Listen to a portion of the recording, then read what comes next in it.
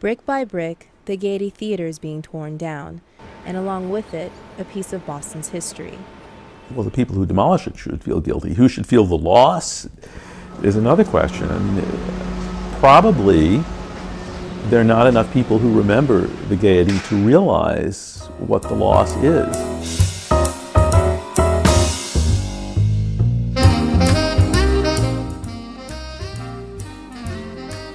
The Gayety was one of the theaters that I remember seeing because it was notable for having 20 gilded boxes and busts of Gayety girls in the second balcony. It was just a very dramatic place.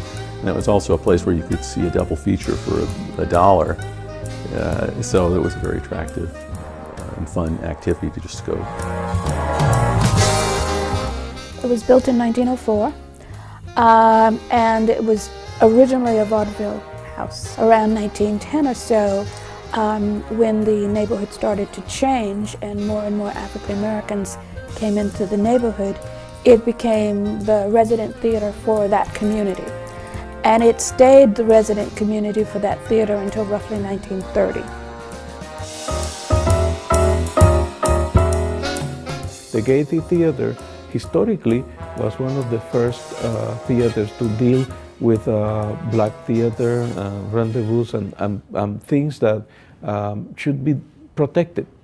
But they have decided that it's not a theater. Now, could you believe something like that? The Gayety Theater is not a theater, and therefore it can be destroyed in order to develop over there. Members of the community, theater preservationists, and elected officials have fought to save the theater, its culture, and landscape. Here, the activists have posted flyers and left their mark at the front door of the Gayety Theater.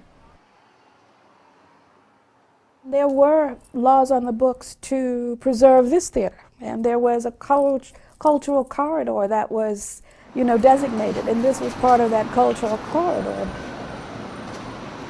City ordinances ban the demolition of theaters in the Midtown Cultural District, but developers say the Gayety is not a theater because it hasn't been used for a stage production or movie theater for 20 years.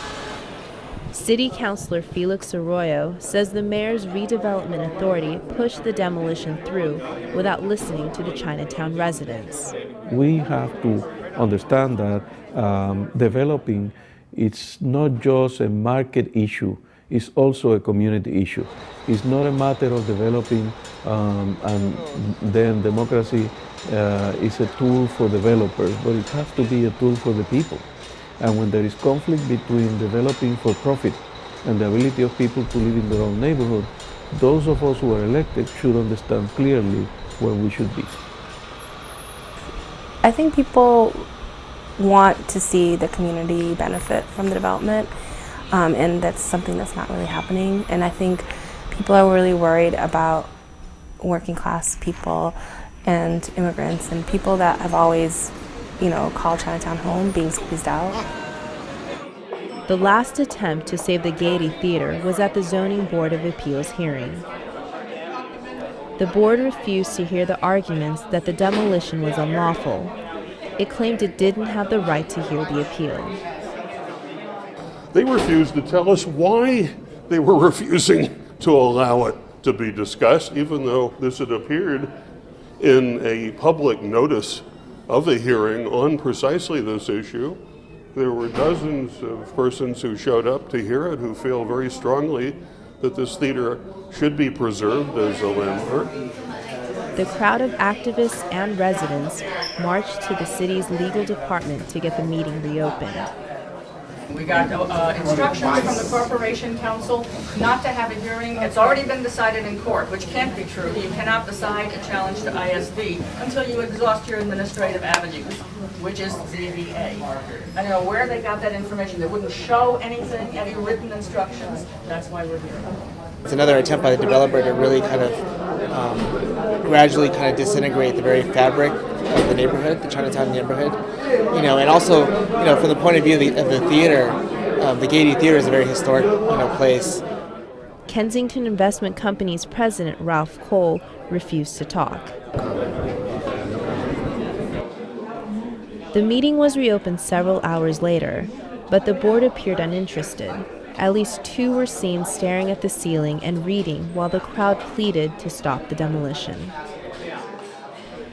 A week later, the Board of Appeal decided to allow the demolition. It said the public's opinion was not enough to stop the destruction of the Gayety Theater. A couple weeks later, The Wrecking Ball made its stage debut. Chinatown residents say the destruction is a wasted opportunity to build a community center and save the neighborhood's cultural history. This is a sketch of what community leaders wanted the Gayety to become. The battle for the Gayety is lost, but activists are looking out for other historic buildings that could be threatened by developers. I mean, I'm sure that Kensington's lawyers told them, oh, this is a piece of cake, we'll do the PDA, we'll do the permit, we'll tell you'll be rich in no time, and nobody will even know. And I'm sure they never expected that there'd be all this publicity and everybody would know what laws they're violating and take them to court. And I'm sure they just never thought about that. And it might, give the next guy pause for a moment. Across the street, another luxury high-rise apartment is being built, and more are being planned. Bostonians are concerned that the tall buildings will create a canyon effect. It'll overshadow them and it'll make wind tunnels. That one should be a good one, that area with the 2 towers together. But the new people are different, have a different relationship to the city. The people who are in towers, in high towers, over like 150 feet where the real money is, tend not to be vested residents. Well, a Midtown cultural district without theaters is somewhat of an oxymoron, and I think what people find attractive about living in Boston is all the cultural opportunities.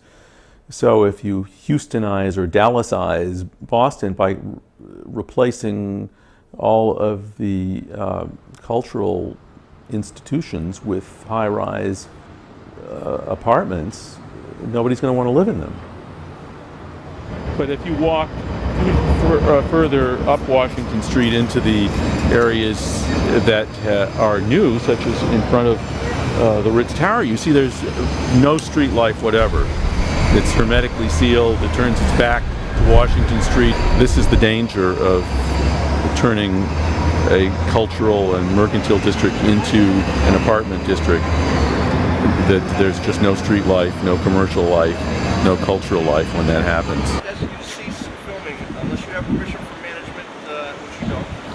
The Ritz-Carlton, one of Chinatown's new residents, called the Boston police to stop us from filming their building.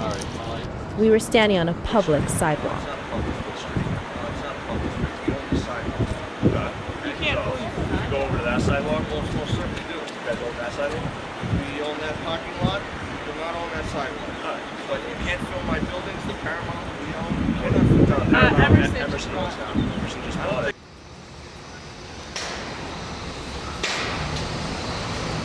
Over at the Park Essex luxury apartment project, angry residents have protested at least 3 times. Juan Bolivar says the protests have caused tension on the worksite. Some of them feel uncomfortable because they know there are people outside who doesn't want them to work over there, but that's just them work and they gotta do it. Several developers, like Kensington and Archstone Smith, declined to comment. Mayor Menino was unavailable to comment, and the BRA refused to answer phone calls. 1-bedroom condos at the Ritz-Carlton start at $675,000, an astonishing price considering the building is in a working-class neighborhood.